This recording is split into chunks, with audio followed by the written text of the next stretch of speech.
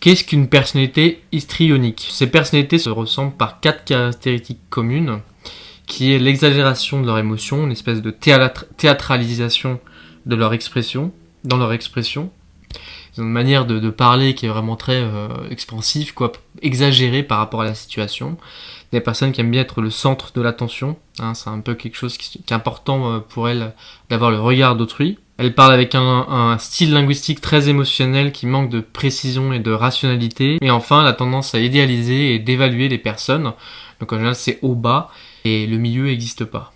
Pareil que pour l'angoisse et la paranoïa, l'histrionie provient d'une capacité de base qu'on a tous, hein, c'est la capacité de démontrer ses émotions et aussi le besoin qu'on a tous et toutes d'être, entre guillemets, à un moment donné dans notre vie, important pour quelqu'un, important pour des personnes, donc quelque part être au centre de leur vie, ou si ce n'est le centre, au moins de compter pour eux.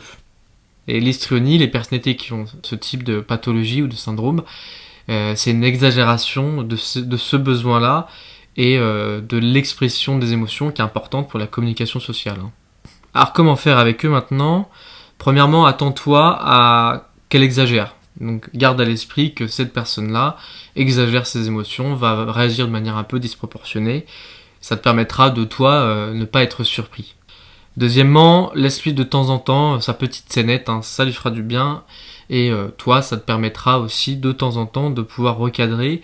Si tu lui laisses pas un petit peu de liberté par rapport à ça, ça marchera pas. Troisièmement, montre-lui de l'intérêt quand son comportement est normal et adapté à la situation, même si globalement ça veut pas dire grand chose, enfin, c'est difficile de définir ce qui est adapté ou non, normal ou non, mais on voit bien qu'il y a des fois des comportements qui sont exagérés.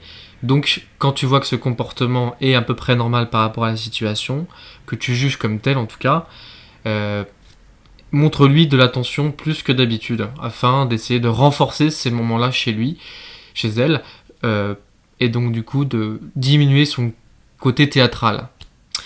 Et quatrièmement, enfin, attends-toi encore une fois à passer de quelqu'un de super important, un super héros, à une sous-merde, hein, parce que ça fait partie du système.